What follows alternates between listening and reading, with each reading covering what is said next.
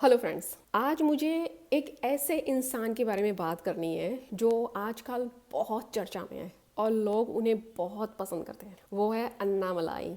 Really amazing personality, शेर वाली personality है, डायनेमिक पर्सनालिटी है। और आज मेरे हिसाब से मैं यही कहूँगी कि आज हमारे देश में ऐसे ही शेरों की, कद्दावर लोगों की ज़रूरत है जो हमारे देश के, हमारे समाज के जो असभ्य प्राणी है उसे सभ्यता कैसे सिखाते ना, वो उनको बहुत अच्छी तरह से आते हैं। हालांकि वो आईपीएस थे तो उनको समाज से जुड़ी हुई बातें, देश से जुड़ी हुई बातें, जो एक पॉलिटिक्स होती है, वो उनको सब कुछ बहुत अच्छी तरह से समझ में आती है। वो आंसरिंग भी इतना फ्यूरियस देते हैं कि अगर सामने वाला देश की इंसल्टिंग या तो फिर सोसाइटी की इंसल्टिंग या तो फिर सनातन धर्म की इंसल्टिंग के हिसाब से अगर वो कोई क्वेश्चन करता है ना, तो उसकी खटिया खड़ी कर देते हैं। फुल ऑफ एनर्जी, बहुत ही स्पिरिटेड पर्सन है। और मैं दूसरी बात ये कहना चाहती हूँ कि वो ज्ञान से तो बहुत भरपूर है।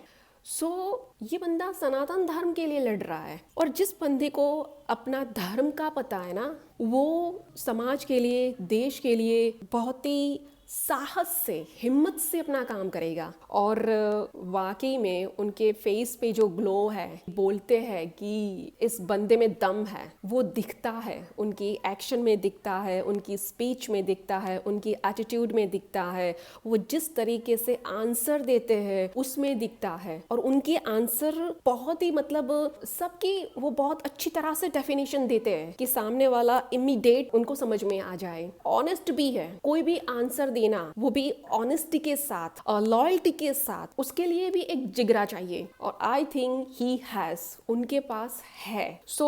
आशा करते हैं कि वो तमिलनाडु के नेक्स्ट सीएम हो। और जिस तरह से हमने देखा कि मोदी सर ने उनको जो थप्पी दी है, वो वाकई उनके काम को अप्रिशिएट किया गया है। मध्यम वर्ग हो या गरीब वर्ग हो, छोटे से छोटे इंसान तक पहुंचना और हिंदू धर्म का, सनातन धर्म का उनको इम्पोर्टेंस समझाना, वो एक नॉलेजेबल बंदा ही कर सकता है।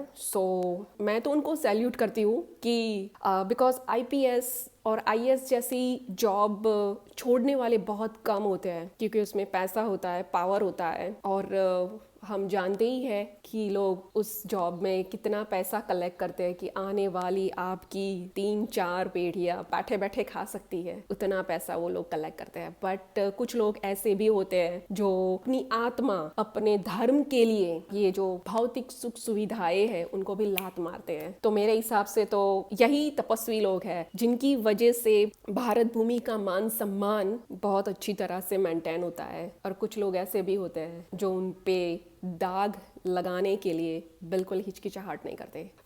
अन्नामलाई का कार्य बहुत अच्छा है, वो बहुत अच्छे फ्लो में जा रहे हैं। तो हमें भगवान से यही प्रार्थना करनी चाहिए कि उनको अपने कार्य में पूरी तरह से सफलता मिले। जय हिंद, वंदे मातरम।